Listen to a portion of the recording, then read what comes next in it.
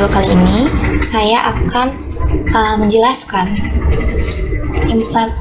terkait implementasi program klasifikasi dengan menggunakan NAEPS ya. Saya sendiri menggunakan bahasa pemrograman Python. Mungkin teman-teman dapat melihat dan mengikuti serta mempelajari ya. Langsung saja ke sini. Saya memiliki sebuah contoh studi kasus di mana terdapat 5 buah data pemuda ya, dengan nama Helma, Krishna, Ade, Devri, dan Arif. Nah, data ini memiliki beberapa variabel, yaitu variabel berkacamata, tinggi badan, dan jam tangan yang menentukan sebuah variabel status, di mana variabel-variabel ini menentukan status apakah orang-orang ini ditolak atau diterima pernyataan cintanya oleh Sabrina. Nah, jadi pada variabel berkacamata sendiri untuk Helma ya, data Helma itu ia memiliki atribut di mana ia menggunakan kacamata, atau di sini pada variabelnya itu ya. Kemudian tinggi badannya itu tinggi ya, atributnya tinggi, dan jam tangannya itu tidak, artinya ia tidak menggunakan jam tangan. Nah, untuk hasilnya sendiri, ia itu statusnya ditolak ya oleh Sabrina. Contohnya saja seperti itu. Nah, sedang kita sendiri akan mencoba mencari nih, misal kita punya data baru, yaitu data Rahman ya, dimana Rahman ini memiliki atribut berkacamata ya, dimana dia menggunakan kacamata, kemudian tinggi badannya sedang, dan jam tangan juga ya, jadi ia menggunakan jam tangan. Nah, kita akan mencari statusnya itu apakah ia akan ditolak, si Rahman ini akan ditolak atau diterima nih pernyataan cintanya. Langsung saja saya akan menjelaskan pembuatan datasetnya terlebih dahulu ya teman-teman. Jadi di sini saya membuat sebuah variabel dengan tipe data list ya. Jadi penulisan variabel sendiri pada Python itu tidak perlu dideklarasi ya untuk tipe datanya. Jadi langsung saja nama variabelnya. Di sini saya namain dengan data ya. Kemudian tanda sama dengan, dan untuk definisi list sendiri itu menggunakan kurung siku ya teman-teman. Jadi kurung buka dan kurung tutup untuk pendefinisian listnya. Nah, pada tipe data list sendiri itu memiliki beberapa dictionary ya, jadi kayak kamus gitu. Ini berdasarkan data tadi ya.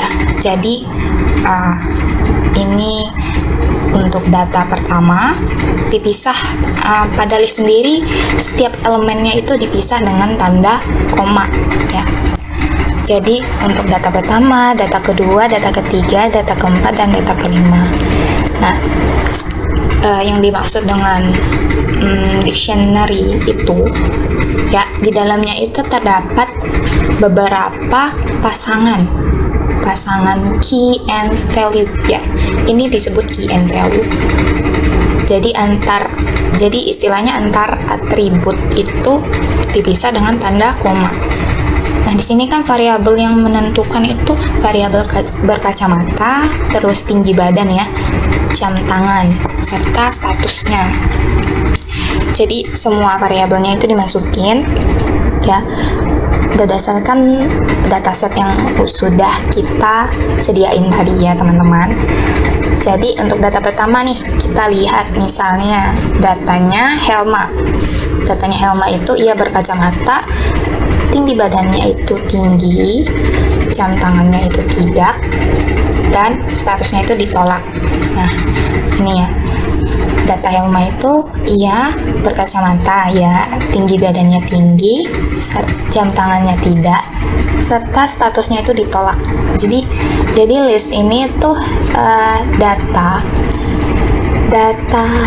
istilahnya apa ya, data train lah, atau data yang kita jadikan acuan untuk mengklasifikasikan sesuatu ya. Jadi ini disebut pasangan key and value ya. Jadi untuk data si Helma sendiri ini, ia memiliki atribut berkacamata. Ini nama variabelnya ya. Kemudian atributnya apa? Atributnya Helma itu berkacamata ya. Jadi ia menggunakan kacamata. Kemudian untuk variabel tinggi badan, ia memiliki atribut yang tinggi atau klasifikasinya tinggi ya.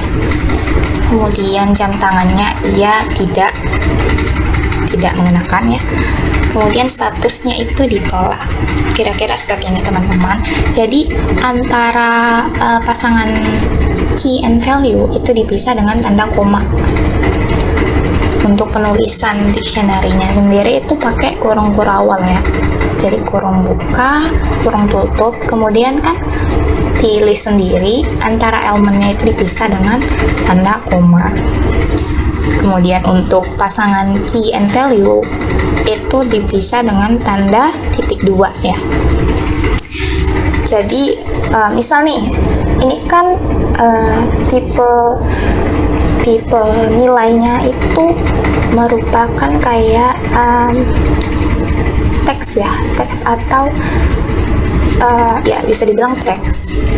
Jadi diapit dengan tanda petik 1.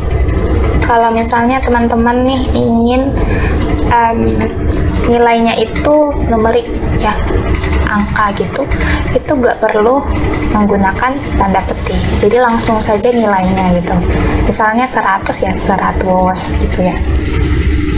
Berhubung di sini kita klasifikasinya itu bukan merupakan numerik, jadi ya kita menggunakan tanda petik 1. Lanjut. Nah, kita membuat variabel untuk menghitung probabilitas prior atau probabilitas awal ya dari masing-masing kelas. Nah, di sini kan terdapat 2 kelas ya, diterima dan ditolak. Nah, untuk mencari probabilitas prior itu rumusnya jumlah kelas dibagi dengan jumlah data ya. Jadi data jumlah kelasnya ini dibagi dengan jumlah keseluruhan data. Di sini kan yang diterima itu ada 2 ya. Yang diterima ada 2, maka 2 ini dibagi dengan total datanya 5. Kurang lebih seperti itu. Nah, untuk implementasinya sendiri dalam program, di sini kita membuat variabel ya. Saya namain prior diterima dan prior ditolak. Yang di dalamnya kita isi dengan perhitungan yang tadi ya. Perhitungan untuk menghitung hasil dari pembagian antara jumlah kelas dan jumlah datanya. Di sini saya untuk mencari ada berapa nih jumlah kelas yang diterima sama ada berapa nih jumlah kelas yang ditolak, itu menggunakan fungsi len. Len ini dalam Python itu untuk mendapatkan jumlah fungsi yang digunakan untuk mendapatkan jumlah elemen dalam suatu objek ya. Jadi untuk mengetahui ada berapa yang diterima, kita dapat menggunakan len. Penulisannya sendiri itu len buka kurung, kemudian objek atau yang ingin kita cari panjangnya tuh berapa diisi di dalam sini, kemudian diapit lagi dengan tanda kurung ya. Di sini untuk mengetahui ada berapa yang diterima, karena datanya ini berupa list, jadi kita dapat menggunakan list comprehension ya. Itu merupakan fitur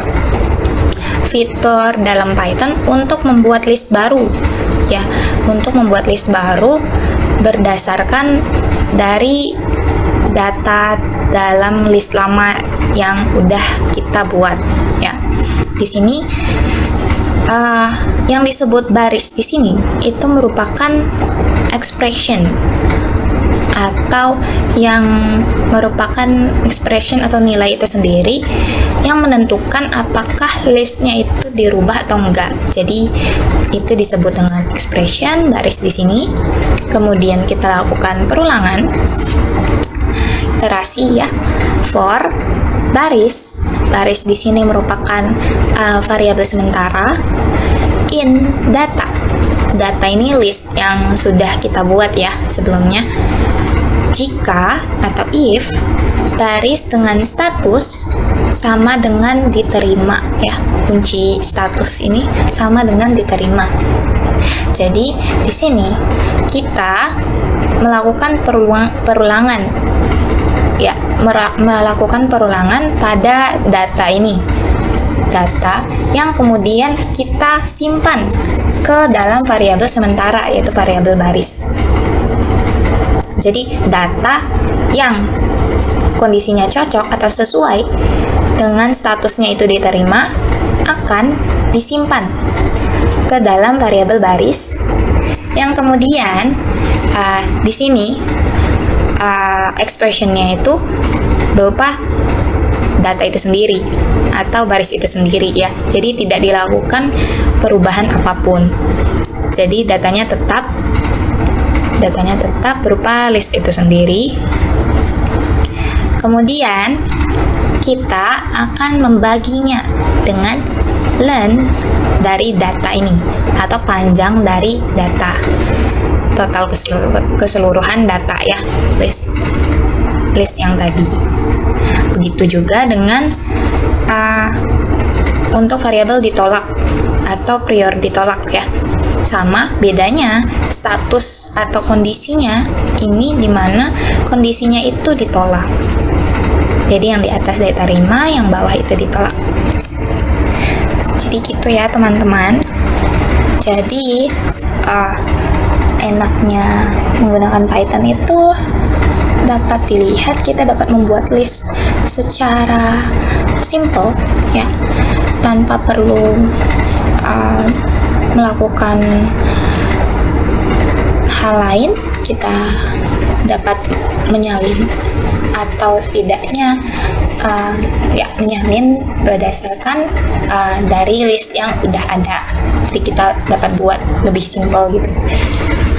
Baik teman-teman, sekian untuk video kali ini. Terima kasih. Mohon maaf bila ada salah kata. Assalamualaikum warahmatullahi wabarakatuh.